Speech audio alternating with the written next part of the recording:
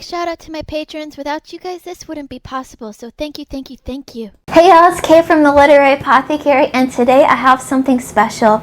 So today I'm starting a new series of videos for you all. So if you've seen my videos before, you've heard me talk about my boyfriend John before, and possibly some of the books that he's gotten me over the last couple months. And so this new series of videos is titled Books My Boyfriend Gave Me, and it's dedicated to all of the books that he's giving me. So this first video is a review for the first book he gave me, which is called The Insider. It's book 7 in the Kingdom Keepers series. This is the last book in the series by Ridley Pearson, and he didn't realize that it was the last book in this series when he gave it to me. And when I mentioned this, I said, now I'm going to need to get the rest of this series so I can read it. And then he said, well, can't you still read it even though it's the last in the series? And I'm like, technically, yeah, I guess I can. So then I just decided to, what the heck? Might as well just go for it.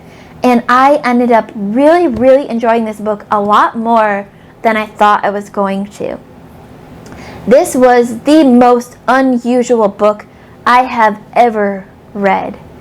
Unusual in that is the first book that I've read where fans actually helped write the book. In the introduction of this book, the author writes that let me see. So he and Disney Hyperion, along with an ebook publisher, Caliquia, something like that, created a free app and a website called Kingdom Keepers Insider, where Ridley Pearson, the author of this whole series, would put essentially an outline for each chapter on this app and this website, and fans could chime in with where they wanted the chapter to go, what they wanted the characters to do. Sometimes he took ideas from the fans. Sometimes he took exact wording from them, and he credited them in this book wherever he used the fans' ideas. There would be a little KK symbol to mark the Kingdom Keepers, and then down in the footnotes, he would note their username. And in the back, in the acknowledgement section, for everyone that he got permission, he wrote out their real names. A lot of these were kids because this is a middle grade book. This is for basically kids 10 to 11. This is a big book for middle grade, but it read fast and it was really, really entertaining. But this idea of having fans help you write the book is the first time I've ever seen this actually done. I've heard authors talk about how they wish they could have done that, or they would have liked to have done that, but editors or publishers didn't let them. But this is the first time I've actually seen it happen, and that was so exciting for me. When I read that, I instantly wanted to read this book. And the second really unique thing about this book is just the whole premise of it. So basically, we have a group of high school seniors who are hired by Disney to essentially be guides at the parks during the day and save the magic from the Disney villains at night. But all of this is done through holograms. They essentially go to sleep and become holograms that walk around the Disney parks. And that to me is so cool. Yes, like I said, I did read this last book in the series first, and yes, I do want to go back and read the rest of the series now. Reading this book has made me want to read the rest of the series, even though I know what happens in the end. I want to see how they got there, and I want to see all of these different events that were hinted at in this book from previous books. I want to see them happen. So now I'm really excited to read the rest of this series. I gave this 4 out of 5 stars. There was a lot of things that I loved. So what I loved, like I said, the premise was so unique, so unusual. I loved it.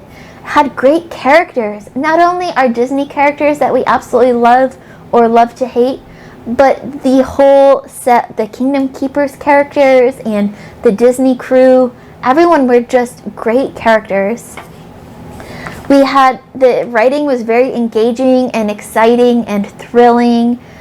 I think one of the great things about books for younger kids is that you have to be engaging and exciting. You have to keep their attention this whole time.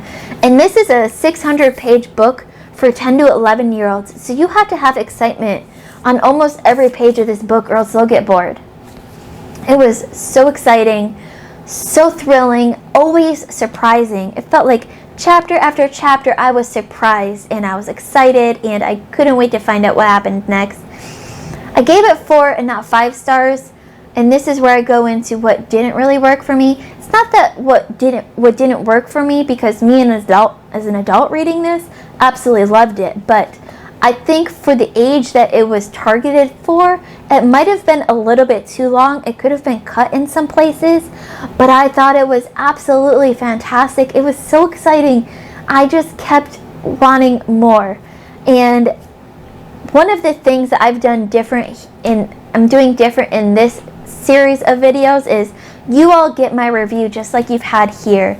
But for my patrons, I'm doing reading vlogs for each one of these books. So my patrons got to see my reactions throughout this whole book, and I've been chatting with them on my secret Discord chat room for the patrons only, and I think I've gotten some of them excited to read it also, which is always a plus for us. The last thing I want to say about this is that, this takes place in the Disney parks, and first of all, I'll never look at those Disney parks the same again. But also, the Disney characters that we meet in here, every time a Disney character, big or small, appeared on the page, it felt like it was a big moment in the story. It felt like, that grand hero entrance or the grand villain entrance. You're like, oh no, not this person. Oh no, what's going to happen now? It was so exciting. And they wove together the, fictional characters that Ridley Pearson made up and the Disney characters that were already there, along with characters like they talk about Walt Disney all the time. And the park kind of at times became a character in itself. Parks, because they were both in Florida and in California. And it was just such an exciting book. I can't wait to read the rest of the series and tell you all about it. So that's my review for The Insider Kingdom's Keepers by Ridley Pearson, Book 7 in this series. This is my new series of videos, what books my boyfriend gave me. Let me know in the comments below what y'all think of this. I thought of this when he started giving me more than one book, and I thought that would be such a fun series of videos. I hope you guys love it. Let me know in the comments below whether you like it, whether you don't. I just love hearing all your thoughts, so hit me up in the comments below. As always, my Discord and Patreon information will be in the description below. If you want to see those reading vlogs, come join my Patreon so you can get a chance. Also, I forgot to mention, the next book that I'm going to be reading that my boyfriend John gave me is Book 1 in the Chronicles of the Narnia series. He gave me the whole set of audiobooks on CD, so I'm going to be listening to those in the car as I drive, maybe even at home like this weekend, playing it on my computer. So that will be the next series of videos that I put out, but I'll have one video per book just like I did with this. So that's it for now.